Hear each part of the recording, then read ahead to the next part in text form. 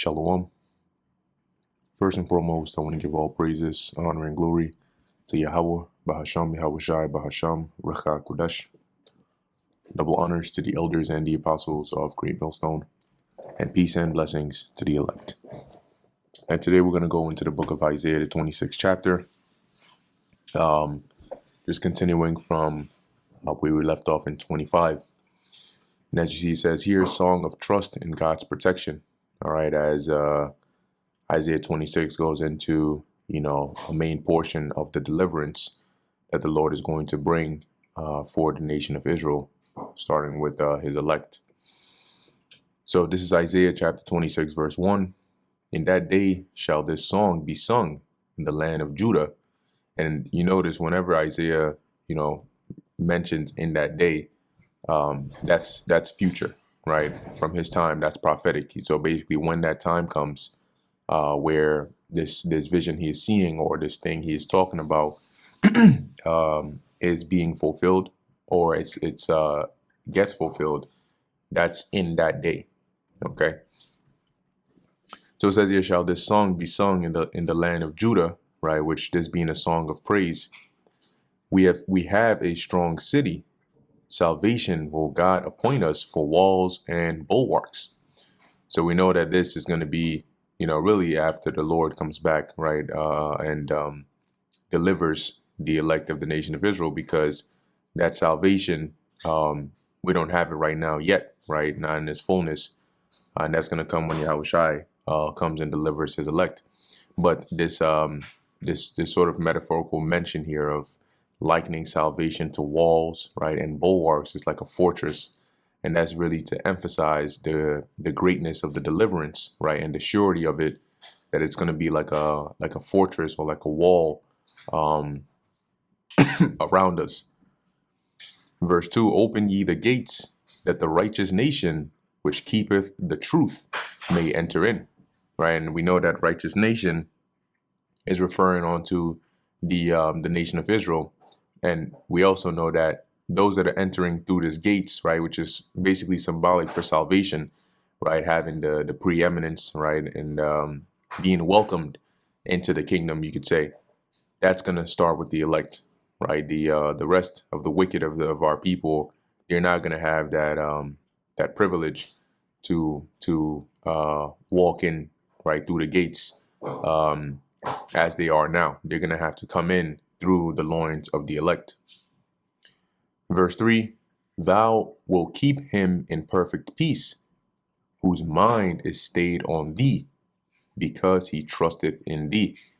All right, and those that are whose mind is stayed on the Lord, right? You meditate upon the Lord, based on what we read in the scriptures. What does the Lord require of you, right? And you do your best to maintain that mindset and that way of life. Right, putting your trust in the Heavenly Father will allow you to increase your faith in the Lord and your fear in the Lord, and hence your actions are going to move accordingly. And when you have a mindset like that, you're in as it says, perfect peace, right? You're not troubled by anything of this world, because all of those are under Yahweh, Bahasham, Yahushai. And if your mind is stayed upon the Lord and you understand the way the Lord works, nothing in this world really troubles you, or troubles your peace. Now I think Yahushai also mentioned, it's in my peace I leave with you. That's in, here we go, John chapter 14, verse, I'm going to start at 26, and this is Yahushai speaking. But the Comforter, which is the Holy Spirit, whom the Father will send in my name, he shall teach you all things, and bring all things to your remembrance, whatsoever I have said unto you. And that makes sense, right? Because there were some of the things that Yahushai said unto them, even at that time, that they may have heard, but didn't fully make sense to them, right? But when the Spirit of the Lord came upon them and they started to grow, the disciples at that time, that is, they started to grow in the Spirit in abundance, some of those things came back to their minds and it made sense. Oh, this is why he said this. This is why he said this. This is what it means when this was written of him to do X, Y, and Z. And even more so in this time, how we're remembering these things by reading the scriptures, right? Which is also likened onto a book of remembrance, but it's making more sense to us because we have the Holy Spirit now. Verse 27, peace I leave with you, my peace I give unto you. Not as the world giveth, give I unto you. Let not your heart be troubled, neither let it be afraid. See, because the peace of the world is pseudo peace, it's temporary, and it's conditional, right? Peace of the world is conditional. When you have peace because you have money, you don't have to worry about the things that money can't that those who don't have money can't afford or supply for themselves. When you lose that money, you lose that peace. Okay. If you had peace because you became one of the top fighters in the world and you feel invincible and you feel like, ain't nobody can mess with me, you get injured, that goes away. See, so whatever peace that this world can give you is temporary and conditional. But when you have the peace of the Lord, right, through trusting in him and letting your mind be stayed upon the Lord, it doesn't matter what comes upon you. You'll always have that peace, whether it's through infirmity, losing a loved one. Like, no matter what calamities we go through here, there's always comfort in the Lord to get through it all. So going back to Isaiah 26, that's why it makes sense as it says, "Thou will keep him in perfect peace," right? So the Lord is going to keep your mind stable, because you're keeping it within the realm of his domain. Verse 4, trust ye in the Lord Yahweh forever. For in the Lord Yahweh, says Jehovah in the Hebrew, it's Yahweh, is everlasting strength, right? And so if you notice, regardless of what situation you're put in, those that trust in the Lord from generation to generation to generation will always overcome in one way, shape, or form or another. Now you might say, well, what about the 7 brothers and their mother in the book of Maccabees who trusted in the Lord? How did they overcome if they were still put to death? Because when you look on the grand scheme of things, why did they resist, or what were they resisting? They were resisting ultimately basically like making an enemy out of the Lord, which would lead to a future detriment. Okay. And by going through that trial they went through, their faith was strengthened. They were made pure, as it says in Daniel, the 11th chapter, right? They were made pure and overcame in that sense, really like a spiritual overcoming. So regardless of what situation you're in, trusting in the Lord is going to be an everlasting strength that'll get you through whatever you find yourself in. For he bringeth down them that dwell on high, the lofty city. Now, when you look in here, the word lofty, all right, it says here, shagab, to be high, inaccessibly high, to be exalted, right? To act exaltedly. And the Lord has brought down many kingdoms that were on high.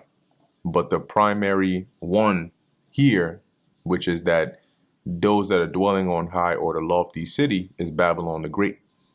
Okay, they are, for example, these heathens have done wicked things. A good portion of them are evil. But there's one primary nation of people that are known as the wicked.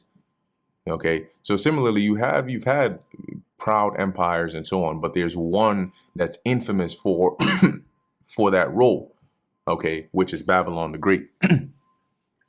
As it says, he layeth it low, even to the ground.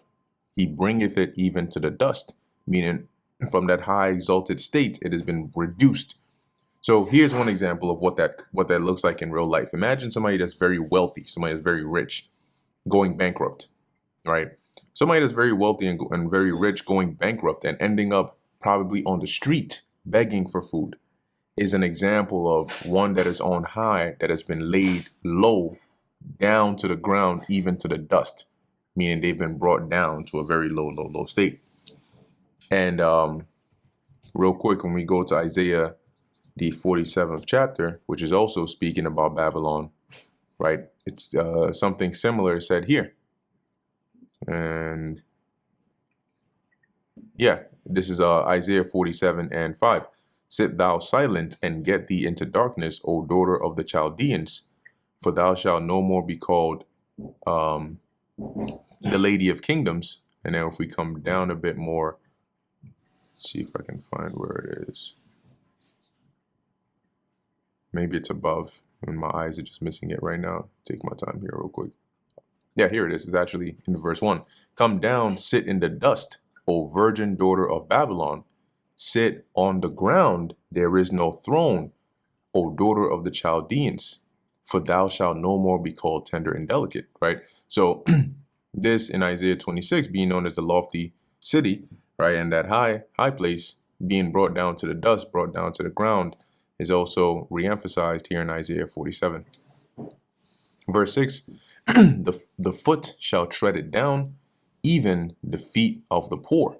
And the poor here are referring to Israel, okay, starting with the elect. And we keep emphasizing the elect because think of it like this.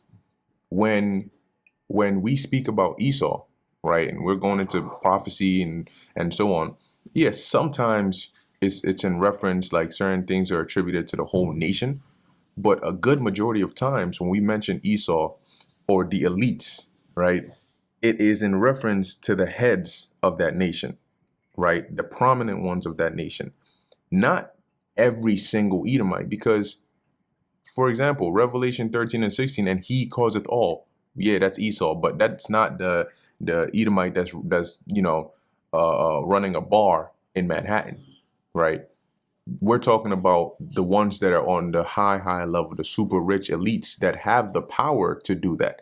That's why we always, when we say Esau, we usually refer to these elites or these rich banking families because they're the ones in that position. So most of the things we speak of pertaining to Esau and prophecy apply mainly to them. Similarly, most of the things when we speak of here, like the poor or, the deliverance of Israel, yes, it's the nation, but it's mainly focused on the elect because it really starts with them, right, on the right hand. So the poor here, right, it's the nation of Israel, right, but as it says here, the feet of the poor are what's going to tread it down. Well, we know that that's going to really be the elect that are going to have the privilege to do so, because the rest of the nation that are not of the elect and that are wicked will be destroyed. So as it says here, even the feet of the poor and the steps of the needy. So the Lord is going to raise up this quote unquote poor and needy to trample over this high, lofty city. Okay, and that's going to be by way of having the privilege to witness the destruction of this place, and then have the rulers of this current society under your control, right, in captivity under you, serving you. The way of the just is uprightness. Thou, most upright, doth weigh the path of the just, right? So the just being, once again, the elect, it's uprightness, right? That's the mindset or the way of life that the elect walk in, right, and strive to walk in. And the Most High, being the most upright, doth weigh the path of the just. Now, when you go into the word weigh over here, it goes into palas, which is to like level, right? So it says here to weigh or to make level, to balance, to make smooth, make level, right? And as it says here, to roll flat, i.e. prepare a road, okay? And also to resolve, i.e. weigh mentally. Now, when you come down here, let's see what they have. I wonder if this is the only part here, right? So to make level, to prepare a way, and Isaiah 26 and 7, this is one of those precepts that's that aligns with this definition of palas. So when you come back to Isaiah 26, right, what Isaiah is saying here is that the Most High makes plain or makes smooth or prepares the path of the just, so that they don't they don't have to basically so they have a path to walk down. Okay. Verse 8, yea, in the way of thy judgments, O Lord Yahweh, have we waited for thee. The desire of our soul is to thy name and to the remembrance of thee. Right. And why have we waited for the Lord in the way of his judgments? Because it is that path of the Lord's judgments that is also going to lead to that salvation. right? And we're waiting for the Lord to bring that judgment, that this wicked society can be overpassed and the righteous can flow through, right? The kingdom of heaven can come to pass. So you can think about it like that, right? Like if you were to actually visualize a way, right, or a path where the Lord's judgment will come through, that path where we're currently at, waiting for the Lord's judgment, is basically blocked by this wickedness. It's blocked by this wicked empire over here. So we're waiting for the Lord to bring that judgment to clear that path that Lord willing we may be able to go through, right? As I mentioned in the verse above, how he weighs the path, right? We may be able to go through to the kingdom, right? It says here, the desire of our soul is to thy name and to the remembrance of thee. And one example is that's why, whether consciously or subconsciously, you always think about, the name of the Lord. You think about the Lord. Sometimes you may be even having a dream and you're in a bind or a tough situation. And in the dream, you call upon the name of the Lord because it's in your spirit, right? The desire unto the Lord is within your spirit, to where even when you're not consciously aware, you still call upon the Lord. Okay, as it says, and to the remembrance of thee, right? The memorial of the Lord. Verse 9, with my soul have I desired thee in the night. Yea, with my spirit within me will I seek thee early. Right. And when you look at this in the, I believe in the NLT, right, as it says, all night long I search for you. In the morning I earnestly seek for God. For only when you come to judge the earth will people learn what is right. See, so we're constantly seeking the Lord, right? Nighttime, daytime, because all around us is what? Wickedness. And Ezekiel 9:4 into 5, right, talks about the men that sigh and cry for the abominations that be done in the midst thereof. When you're sighing and crying, you're desiring and seeking the Lord, that he may come and rectify this situation here. Okay? As it says, for when thy judgments are in the earth, the inhabitants of the world will learn righteousness. And we know that because when the Lord's judgments are not executed speedily in the earth, as it says in Ecclesiastes 8:11, the hearts of men is fully set in them to do evil. So when the Lord brings this judgment into the earth, all that wickedness is going to be wiped away and righteousness is going to be instilled. And people are going to realize and fear the Lord and understand, okay, we're not supposed to be doing this wickedness. And if we want to make it and survive, we gotta follow the ways of the God of Jacob. Verse 10, let favor be shewed to the wicked. So who's the wicked? Esau, Edom. Right, and that's in the book of Malachi, I believe it's the first chapter. Right, and the Lord says it, right, in verse 3, I hated Esau and laid his mountains and his heritage waste for the dragons of the wilderness. Let me see here. Yeah, whereas Edom saith, we are impoverished, but we will return and build desolate places. Thus saith the Lord of hosts, they shall build, but I will throw down, and they shall call them the border of wickedness, and the people against whom the Lord hath indignation forever. Now, when you look into the word border over here, as it says, territory, right? Or region, figuratively, as it has here as well. So it says here, by extension, the border enclosed. So they are the habitation or the territory, the region of wickedness, right? If they were to be looked at as like a landmass, going into this region, you'd be crossing into the region of wickedness. That's why they're known as the wicked. And you can see it through their characteristics and the traits and the fruit of their behavior or their actions. So let favor be shewed to the wicked, yet will he not learn righteousness, because it's not their lot. Okay, the scriptures tell you in the book of Psalms, they speak lies as soon as they be born. Right? I believe that's Psalms 50, is it 58? 58 and 3? Right. The wicked are estranged from the womb, meaning they go astray, right? As it says, they go astray as soon as they be born, speaking lies.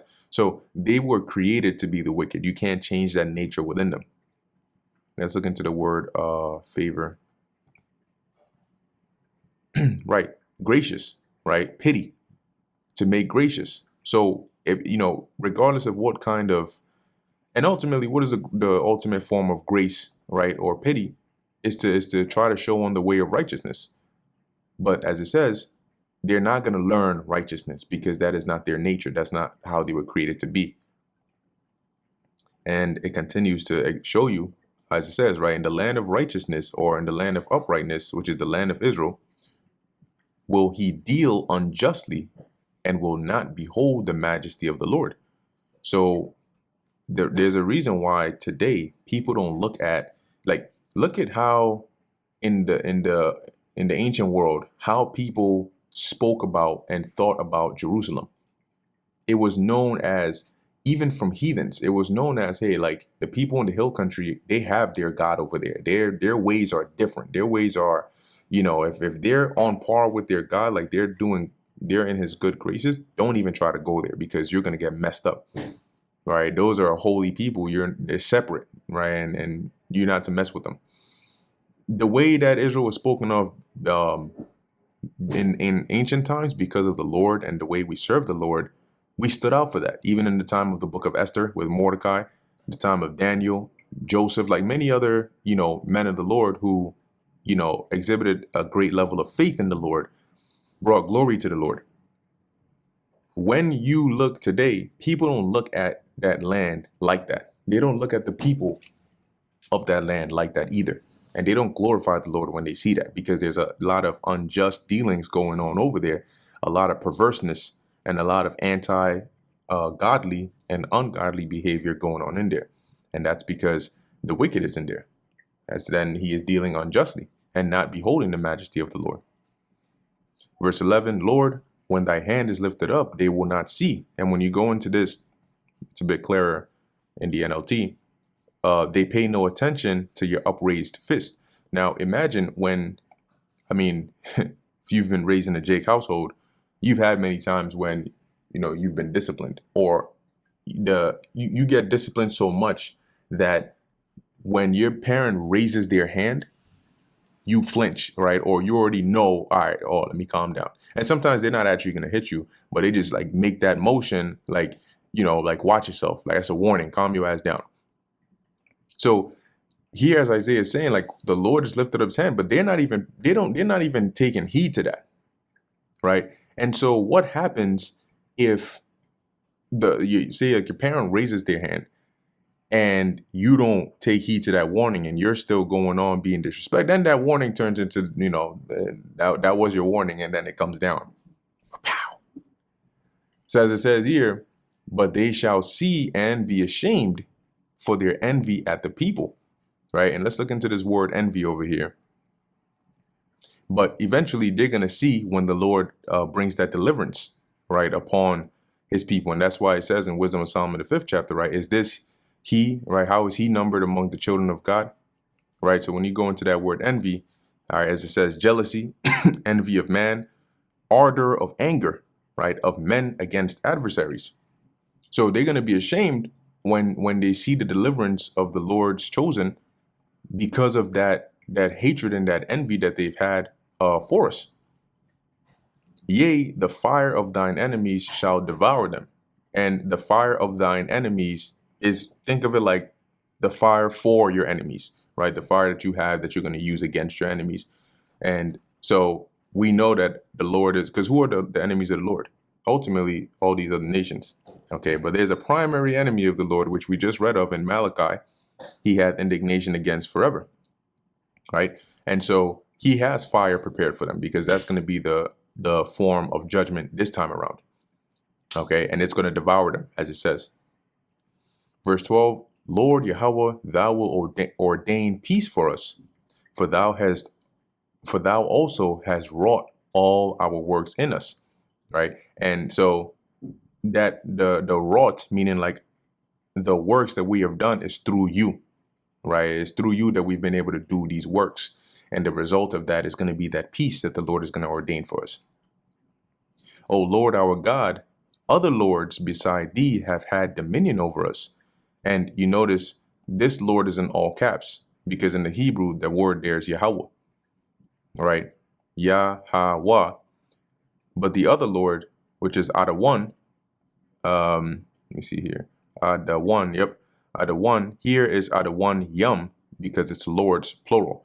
But this word for lords in the Hebrew goes into like a master, right? Or some like ruler over you.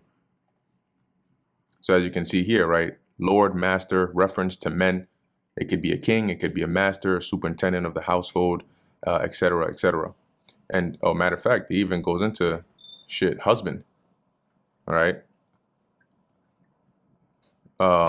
Which the scriptures talk about that, right? Lords, kings, in references to men, right? You have here master, husband, prophet. Ain't that interesting? So really, prophets are lords too, right? To a certain degree. And husbands are lords to their women. And that's why it mentions how Sarah referred to Abraham as her lord.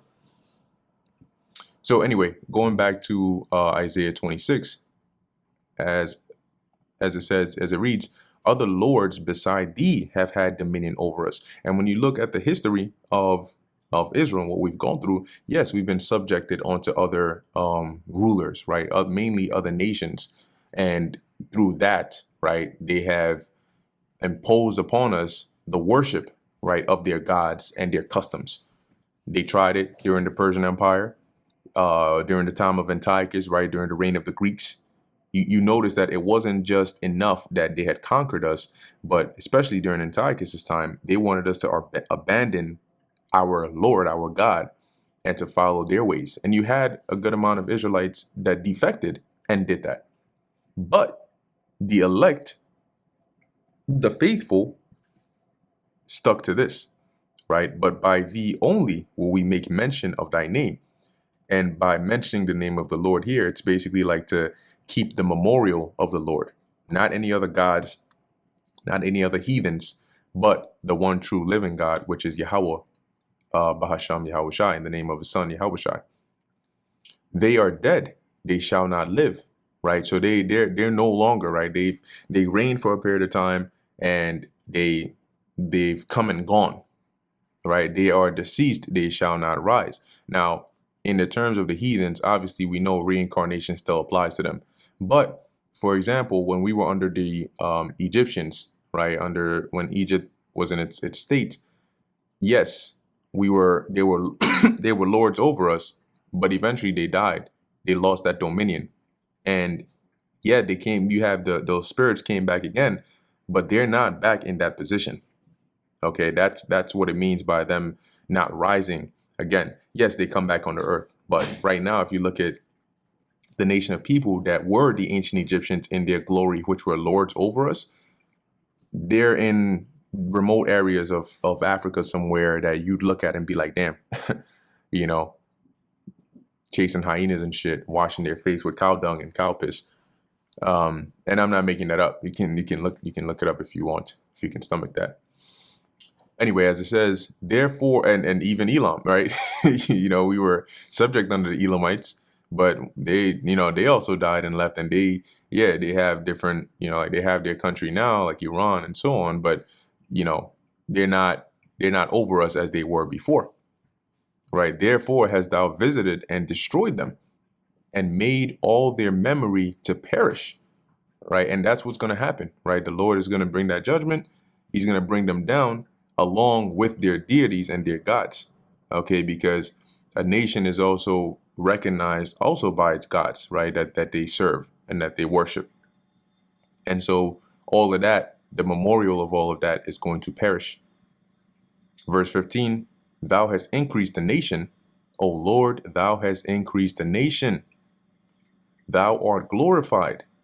Thou hadst removed it far unto all the ends of the earth. And that it is going into like that border of the nation, which what this means is it's similar to what's that, Isaiah 60 or 62, a little one shall become a mighty nation. So the Lord has increased the nation by making us fruitful, and that's going to come ultimately by that deliverance and that peace.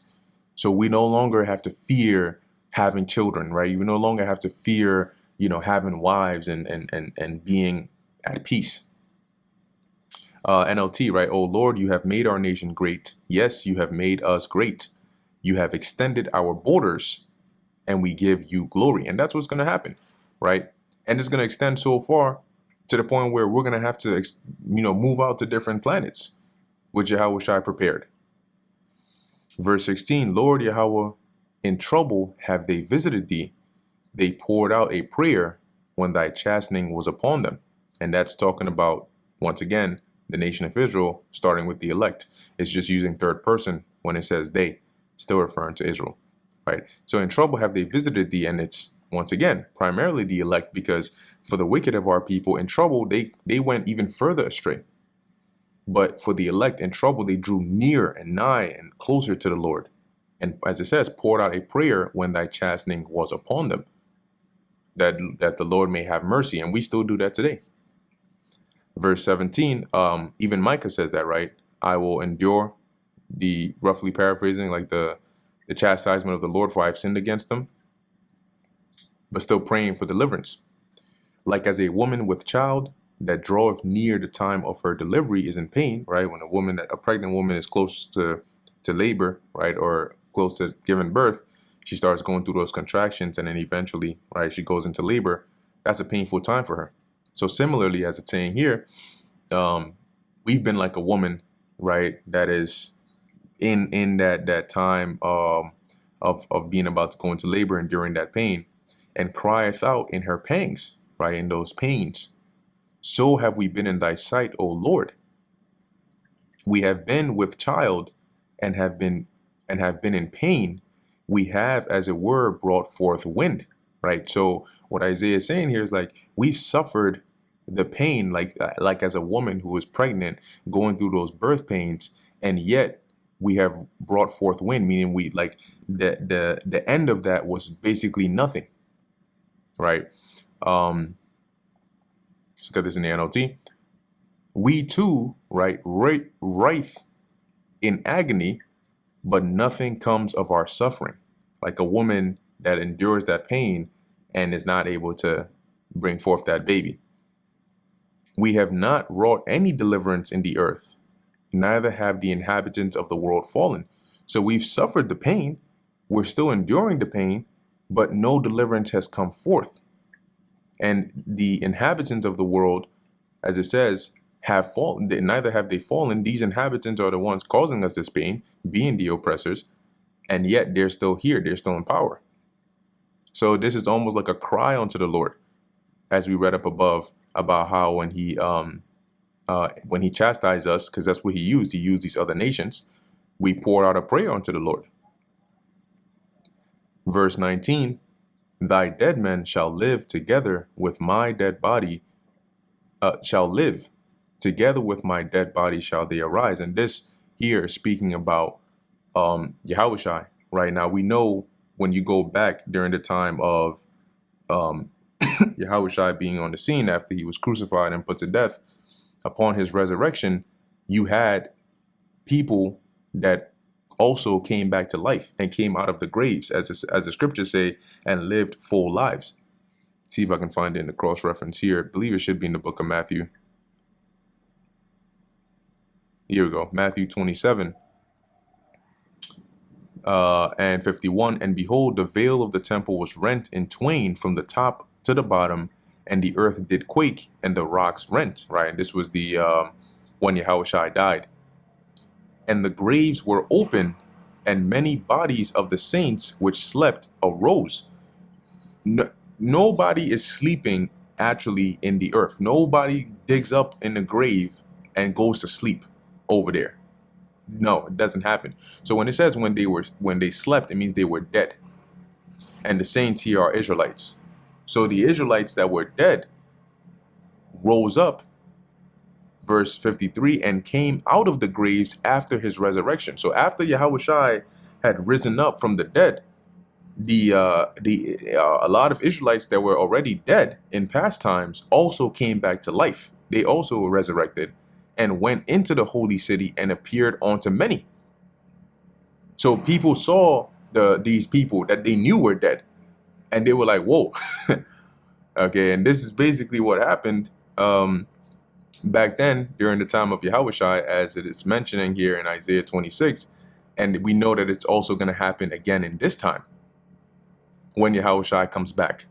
Because in this time, we're also going to have those that were dead coming back to life, some to be rewarded and some to be destroyed. And they're going to come back at the return of Yahushua. So thy dead men shall live. It's really actual people that are dead. And the subsequent verses are going to emphasize that a bit more. Awake and sing, ye that dwell in dust. For thy dew is as the dew of herbs, and the earth shall cast out the dead, because the dead are buried in the earth. So when it says the earth shall cast out the dead, it means that they're going to come back to life. And keep in mind, the body is but what? Elements. Right? The actual physical human body is elements. That's why when you bury it in the earth, it's able to get broken down and decomposed back into the earth.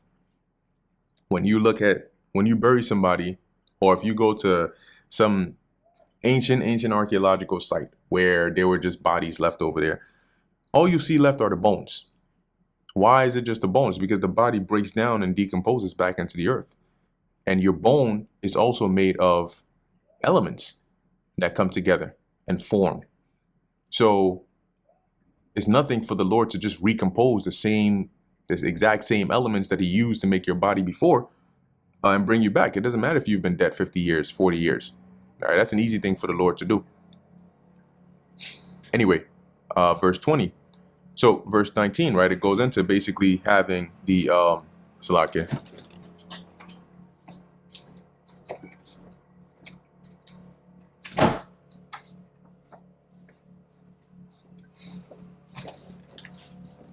Right, it goes into having the resurrection of the dead that are going to also happen at the time of Yahushua. That's also in Revelation, I believe, the 20th chapter, and the John, I want to say John, the 5th chapter.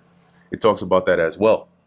Verse 20, come, my people, enter thou into thy chambers. And these chambers are the chariots.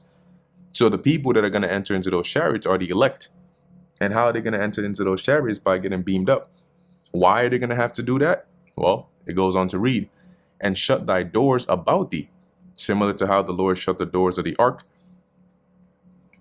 Hide thyself as it were for a little moment until the indignation be overpassed. So what is that indignation? That indignation is the destruction the Lord is going to bring to this place, primarily through that Third World War and the fire from the chariots of the Lord, right, which the world knows as UFOs. That's that great judgment day that everybody references. So during that time, the Lord is going to deliver his elect, his people, and keep them safe in the chariots. Revelation, the 18th chapter goes into that. Revelation, the 15th chapter also goes into that, until that wrath, that immediate destruction basically is overpassed. And then after that, the elect are going to come down. And that's in Revelation, the 21st chapter, that the Apostle John saw. For behold, the Lord Yahweh cometh out of his place to punish the inhabitants of the earth for their iniquity. And that's going to be his indignation. And in the midst of that, the earth also shall disclose her blood. When you disclose something, you reveal it. You know how they say you disclose information, you're revealing it. So the earth disclosing her blood, the earth itself is not going to bleed. The blood is referencing those that died and were buried in the earth, and shall no more cover her slain. When you bury a body, you open up the earth, you put the body in there, and then you cover it up. So the reverse of that would be that those that were covered up in the earth are going to be uncovered, right? They're going to come out of the earth. Basically, they're going to come back to life. Once again, some to be judged and some to be delivered, right? The dead in Yahushua in particular are going to come back to be delivered. And one last precept to close it out is, I believe this was the book of John. Let's find out. 5th chapter. And let's see. Here we go. Wait, is it this?